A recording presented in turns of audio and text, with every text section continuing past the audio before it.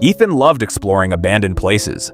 Old factories, empty houses, forgotten train stations, they all felt like puzzles waiting to be solved. One rainy Saturday afternoon, while browsing an online forum about mysterious locations, he discovered a strange post. It simply said, "If you live near the old radio tower in Blackridge Forest, do not go there after sunset. The signal is still active."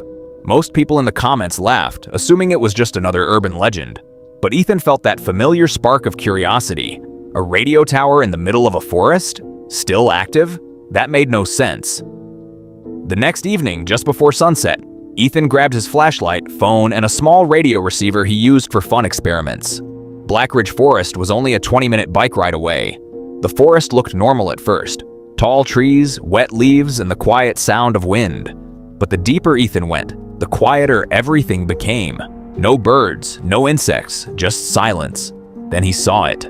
The radio tower. It rose above the trees like a giant metal skeleton. Rust covered most of it, but one small red light near the top was blinking slowly. So the post was right, Ethan thought. He turned on his radio receiver and started scanning frequencies. Static, more static. Then suddenly, a voice.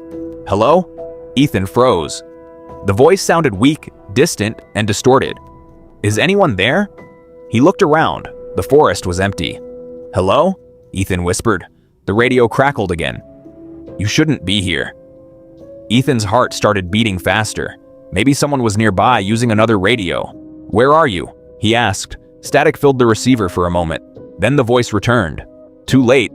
It already noticed. A cold feeling ran down Ethan's spine. "What noticed?" he asked. The signal suddenly became stronger. The speaker buzzed loudly. "The tower listens. It learns voices." The blinking red light above him flashed faster. Ethan stepped back. That's when his phone vibrated. A notification appeared on the screen. "Unknown device connected."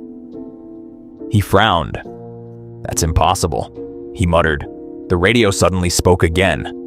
But this time, the voice sounded exactly like him. "Hello?" it said. Ethan nearly dropped the receiver. The tower was repeating his voice, but he hadn't said anything. The radio continued. "Where are you?" It was copying his earlier words. Then the tower speakers, which Ethan hadn't noticed before, suddenly turned on. From somewhere above, his own voice echoed through the forest. "Hello. Hello. Hello." The forest felt darker now. The red light began blinking rapidly. Ethan quickly turned off the radio receiver. Silence returned. For a moment, nothing happened. Then, his phone spoke, without him touching it. "Ethan."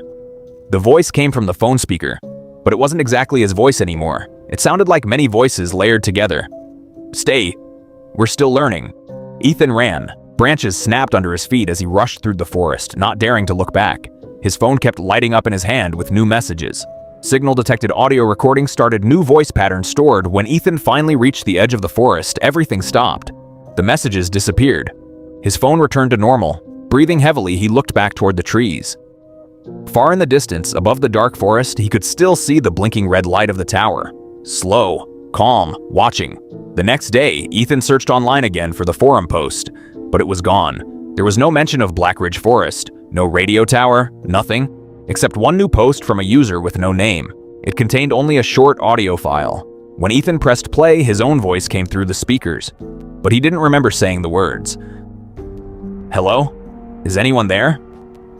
Then, after a pause, another voice answered. "Yes." Ethan sat frozen in his chair, staring at the screen. The audio file had already ended, but the silence in his room felt heavier than before. "That's impossible," he whispered.